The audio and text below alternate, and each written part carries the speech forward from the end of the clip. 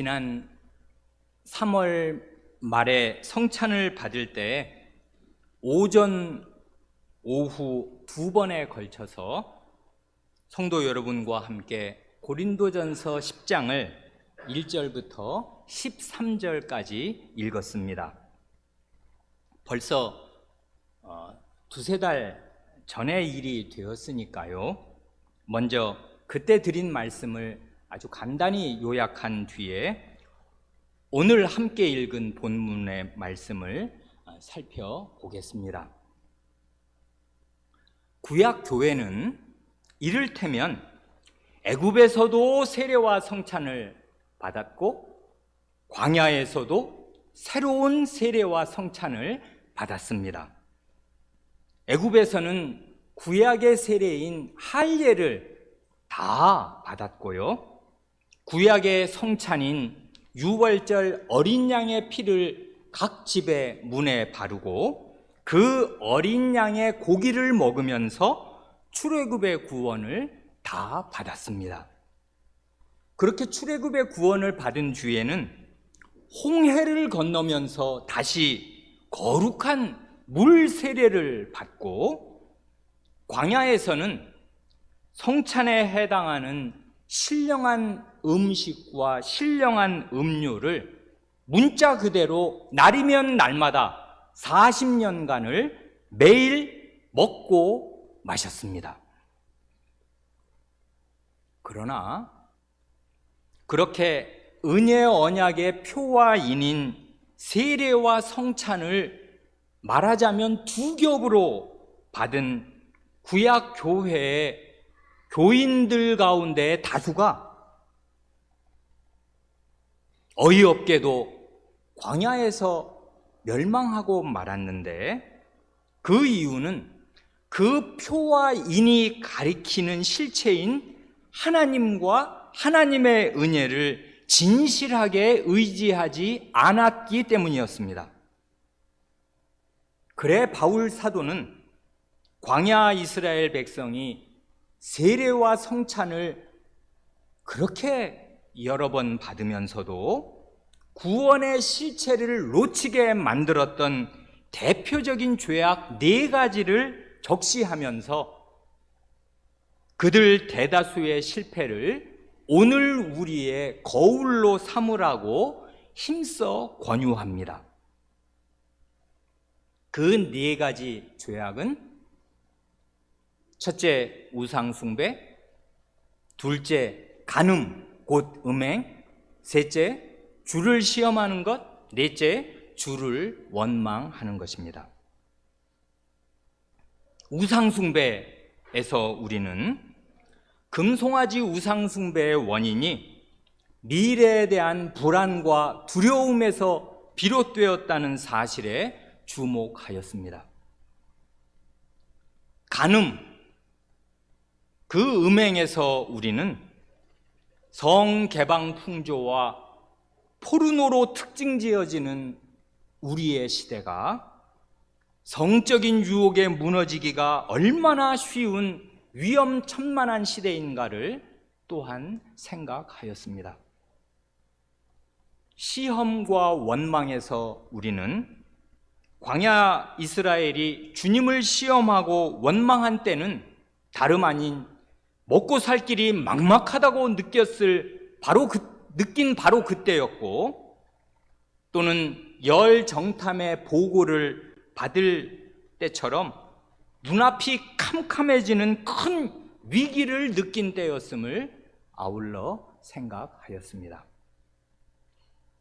이렇게 성찬을 받은 하나님의 백성들을 마침내 멸망에 떨어뜨리고야만 그 치명적인 죄가 4가지로 이렇게 열거되었습니다마는 그 본질, 그 죄의 본질을 꿰뚫어 보면 이 4가지는 결국 우상 숭배 한 가지로 귀결될 것입니다. 우상 숭배란 이 세상에 사는 동안에 자신의 안전과 기쁨, 자신의 진정한 안정과 진정한 기쁨을 살아계신 하나님 안에서 구하지 않고 하나님 이외에 다른 어떤 것, 그게 무엇이든 다른 어떤 것에서 찾는 것, 그것이 곧 우상 숭배입니다. 그걸 성적인 쾌락에서 찾든 먹고 살 재산이 든든히 있는 것에서 찾든 그건 결국 다 우상 숭배라고요. 그래, 이걸 바꾸어 말하면 사람은 그가 진짜 두려워하는 게 무엇이며 진짜 기뻐하는 게 무엇인가에서 그가 우상 숭배자인가 아니면 참 신자인가 하는 사실을 숨길 수 없이 드러내고야 맙니다. 먹고 살 길이 막막해지면 신자가 당연히 두려워해야 하는 것입니까? 아닙니다. 하나님이 우리 아버지이시고 자기 아들, 딸들을 굶겨 죽이는 무능한 아버지가 아닌데 왜 두려워 떨겠습니까? 성적인 쾌락이 강력하면 우리가 다 거기에 넘어져야 하는 것입니까? 아닙니다.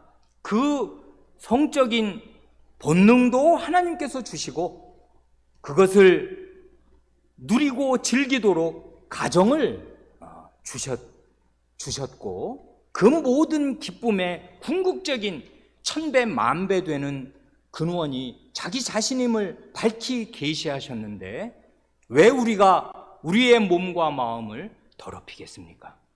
그건 다 하나님 안에서 안전과 기쁨을 찾지 않는 이 우상숭배자들의 상태라고요.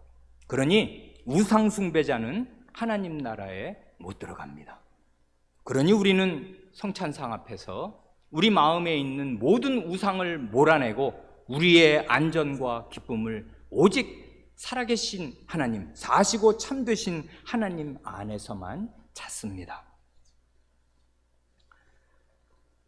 그 다음에 오늘 본문으로 함께 읽은 고린도전서 10장 14절로 22절이 나옵니다.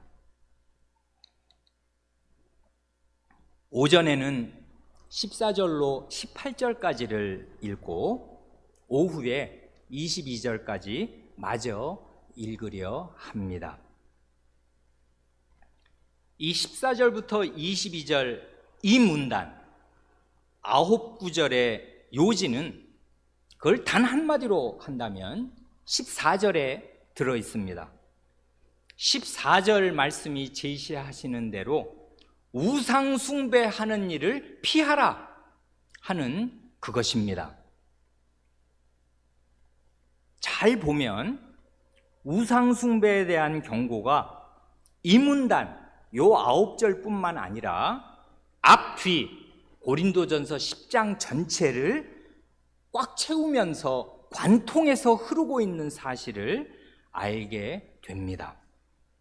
다만 그 앞부분에 해당하는 1절로 13절까지는 사도가 과거의 우상숭배, 곧 광야 이스라엘의 우상숭배를 우리들의 아버지들의 우상숭배를 오늘의 반면교사로 삼으라고, 오늘의 거울로 삼으라고 경고한다면은 여기 이 14절부터 22절까지에서는 현재의 우상숭배, 곧 사도시대, 그 시대의 고린도 교회 교인들이 범하기 쉬웠던 우상숭배를 경고합니다. 그렇게 자기 시대의 우상숭배를 경고하기 위해서 사도는 주님의 성찬상과 귀신의 제사상, 주님의 식탁과 귀신의 식탁을 나란히 비교하고 대조합니다. 전체 흐름을 말씀드렸으니까 각 구절을 살펴보기로 합니다. 16, 17절 말씀은 이렇습니다. 우리가 축복하는 바 축복의 자는 그리스도의 피에 참여함이 아니며 우리가 떼는 떡은 그리스도의 몸에 참여함이 아니냐. 떡이 하나요 많은 우리가 한 몸이니 이는 우리가 다 한 떡에 참여함이라. 아멘. 사도는 정말 그리스도의 사도답게 이 두 구절로 성찬의 본질과 핵심이 무엇인가를 명료하게 드러냅니다.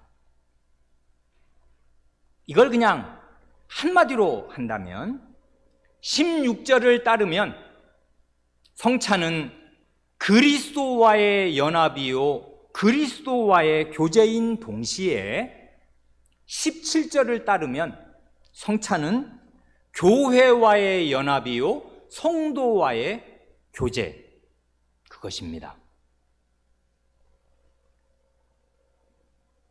16절 말씀처럼 신자는 성찬의 포도주를 마시면서 그리스도 자신의 피에 참여하며 성찬의 빵을 먹으면서 그리스도 자신의 몸에 참여합니다. 이로써 신자는 그리스도와 한 몸으로 떼려야 뗄 수 없이 연합되며 목숨을 서로 주고받는 가장 긴밀한 생명의 교제를 누립니다. 이 귀중한 사실을 설명하기 위해서 사도가 주의 깊게 선택한 단어도 뜻깊습니다. 즉 16절에 두 번 나오는 참여한다. 참여한다는 그 말은 원래 교제한다는 말입니다. 친교를 나눈다. 친교, 고이노니아. 직역하면 성찬은 그리스도의 피의 교제요 그리스도의 몸의 교제, 바로 그것입니다. 그리스도의 피와 그리스도의 몸을 매개로 해서 그 몸과 피의 주인이신 그리스도 자신과 가장 긴밀한 생명의 교제를 나누는 것입니다. 그리스도께서 이러한 생명의 친교를 우리 각 사람과 자기 백성과 나누시려고 목숨이 끊어지시던 바로 그날 그 밤에 친히 이 성찬을 제정하셨습니다.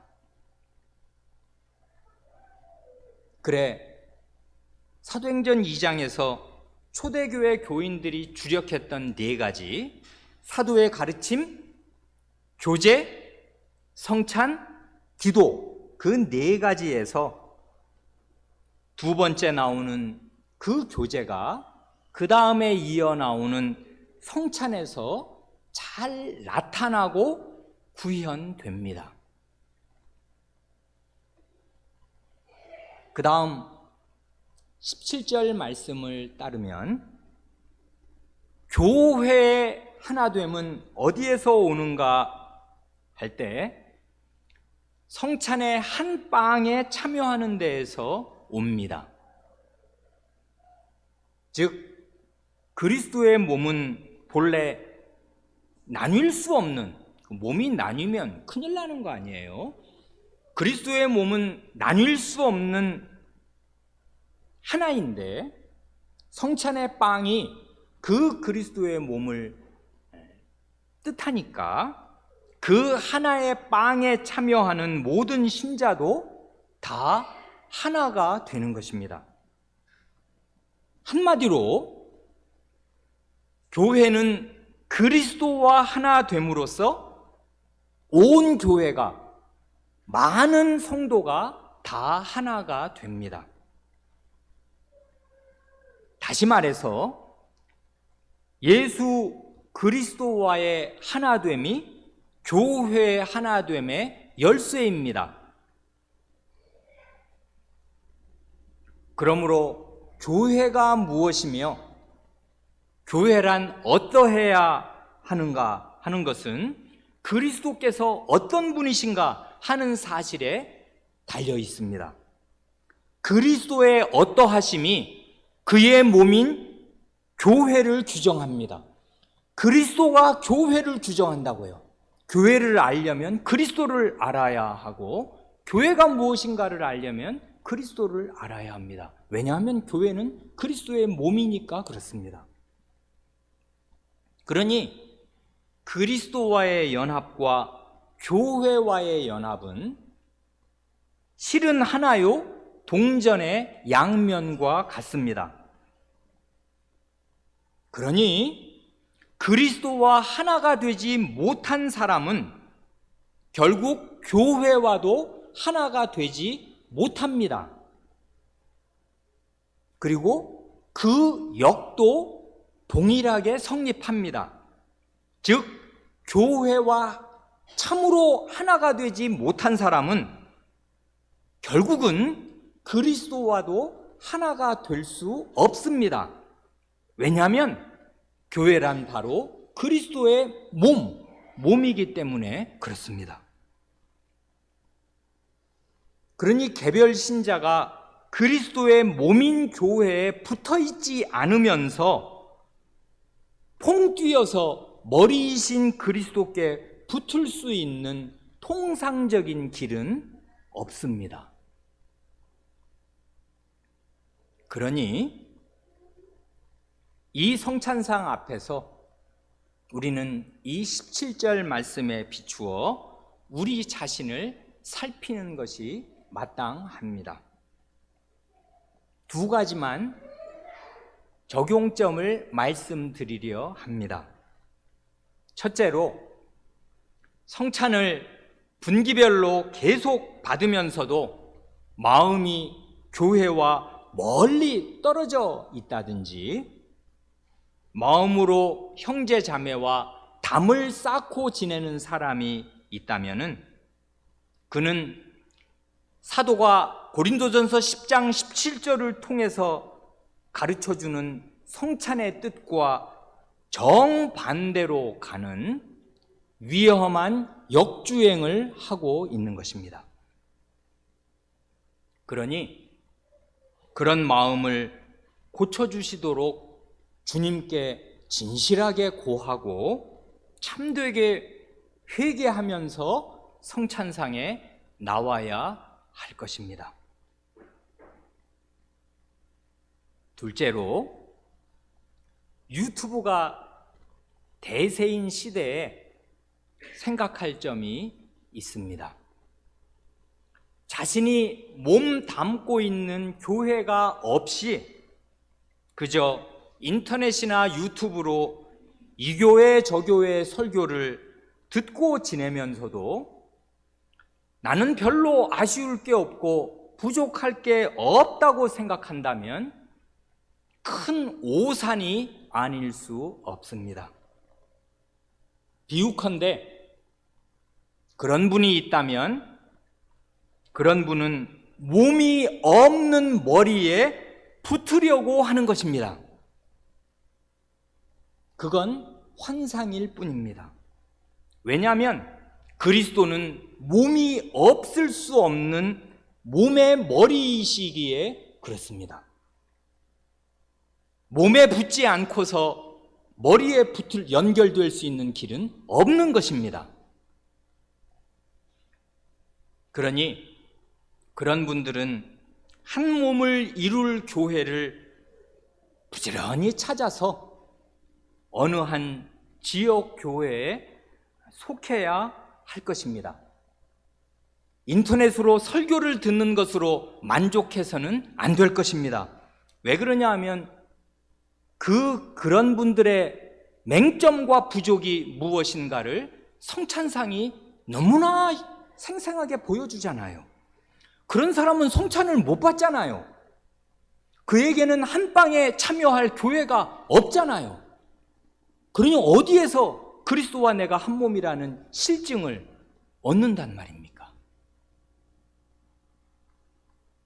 그러니 말씀과 함께 은혜의 방도로 성찬을 주신 것이 어느 한 지역교회에 속해야 할 너무나 명백한 당위를 너무나 생생하게 입증하고 보여주는 것입니다.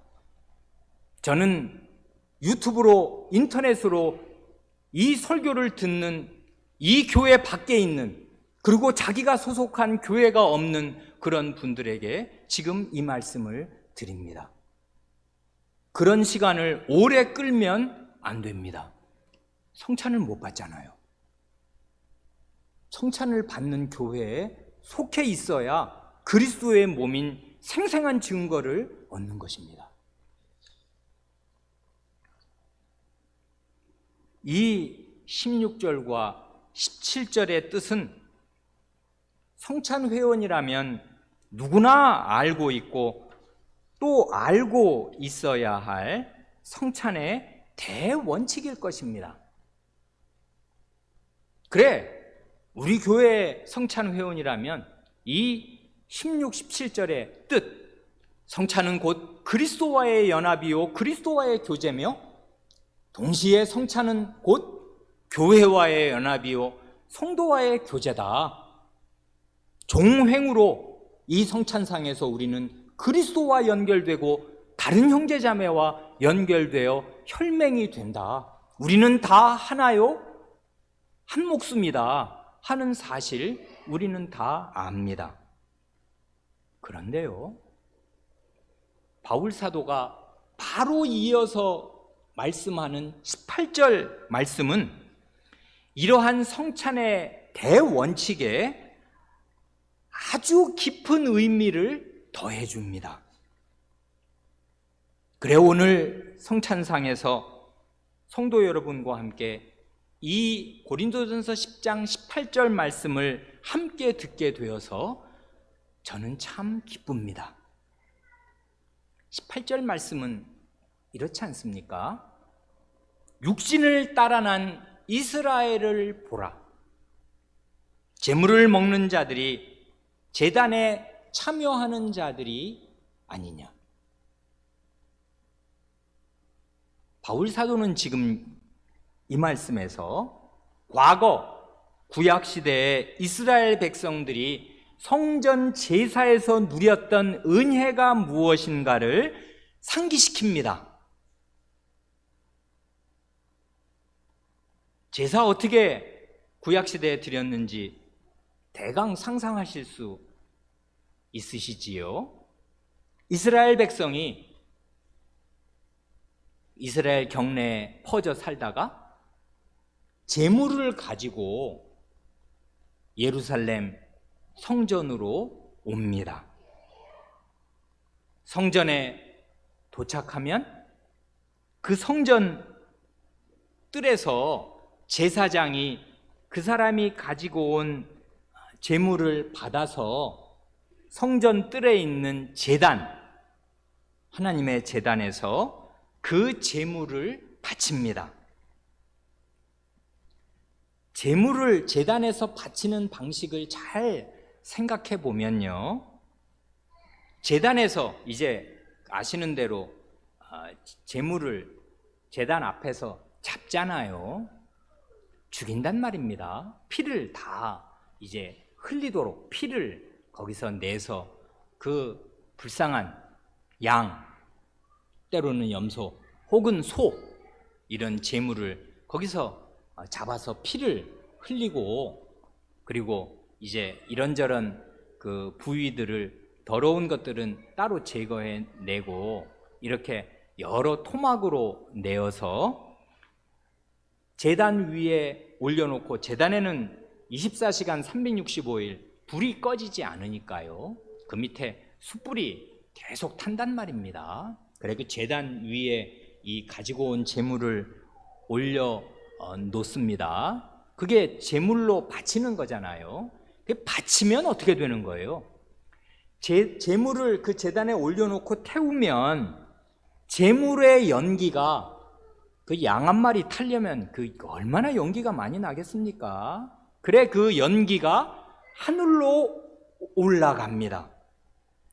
그러면 하나님께서 그 제물을 받으시는 방식이 뭐냐면, 하늘의 하나님께서 자신의 제단, 하나님의 제단에서 올라오는 그 제물의 연기를 하나님이 흠향하시고서 그 연기로 바꾸어진, 결국 제물이 연기로 다 불타서 연기가 된 거니까 그 제물을 하나님이 연기로 흠향하시면서 그 제물을 받으십니다.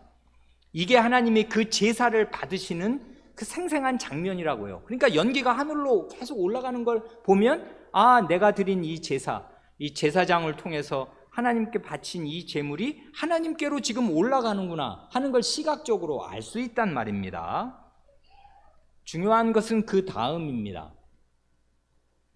제사의 종류에 따라서 제물을 온전히 다 남김없이 태워서 하나님께 바치는 그런 제사도 있지만, 번제는 태울 번자, 번제는 그런 제사잖아요. 남김없이 이제 태워드린다 그 말입니다.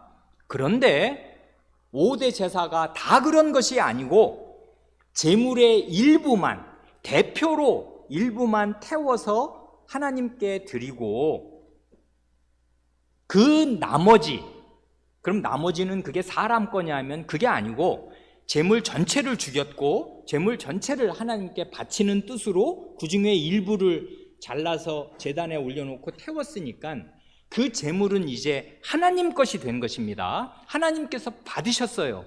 그런데 일부만을 태우고 그 제물의 나머지를 제사를 집전한 제사장이나 그 제물을 드리러 가지고 온 그 백성에게 돌려주셔서 그 제물을 먹도록 하신 제사도 있습니다.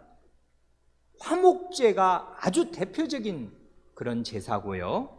심지어는 속죄제, 대속죄일의 속죄제 말고 평소에 늘 드리는 속죄 제사도요, 제사장이 그 제물의 일부를 먹을 수 있도록 율법에서 규정하여 주셨습니다. 이게 지금 뭘 뜻하는 것 같습니까? 제사와 제물을 받으신 하나님께서 이제 제물을 연기로 받으셨으니까 그 제물로 전가된 그 사람의 죄를 다 용서하시고, 이제 하나님의, 성전은 하나님의 집입니다.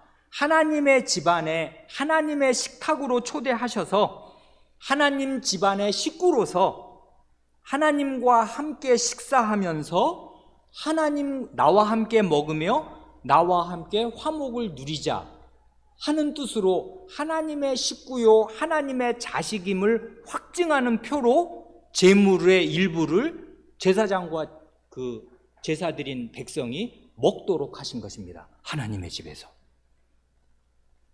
그래서 이 귀한 말을 사도는 하는 것이라고요. 제물을 먹는 자들이 제단에 참여하는 자들이 아니냐.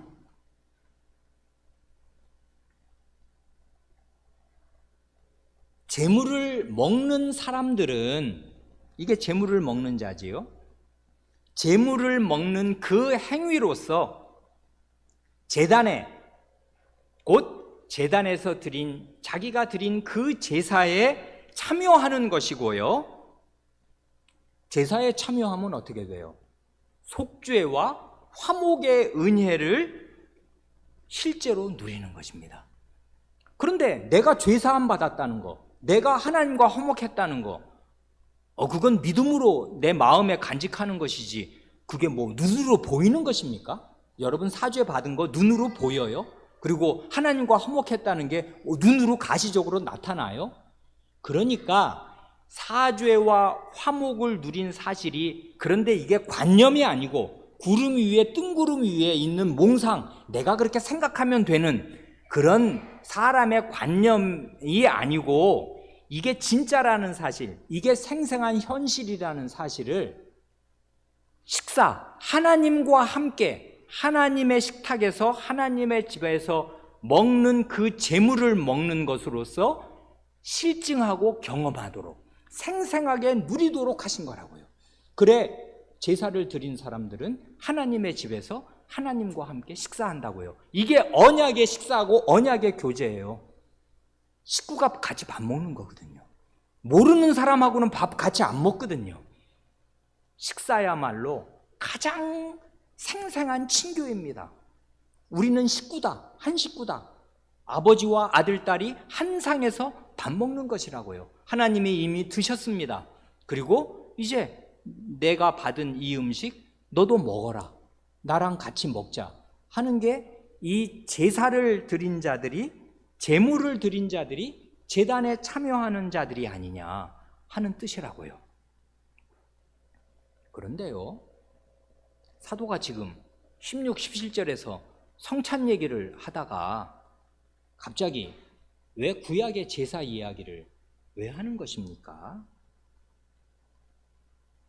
성경은 함께 읽는 것이니까 16, 17절을 18절과 함께 읽으면 어떻게 되는 것입니까? 그러면 눈이 번쩍 뜨이잖아요.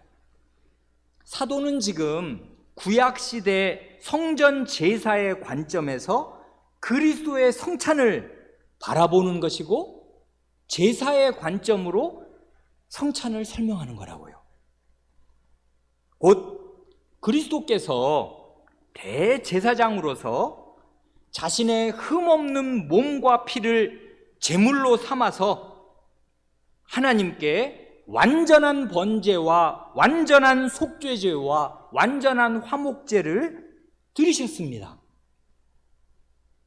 그래 그 완전한 제사와 완전한 제물을 흠양하신, 받으신 하늘의 하나님께서 그 제물의 효과 때문에 우리의 모든 죄를 용서하시고 그것을 실증하도록, 체험하도록 우리를 하나님의 식탁으로 초대하셔서 제물의 일부인 그리스도의 몸과 피를 먹고 마시라 하시는 거 아니에요. 그럼으로써 하나님께서 가장과 아버지로 계시는 이 거룩한 집안의 식구로서 하나님 아버지와 화목을 누리라 하시는 것 아니에요.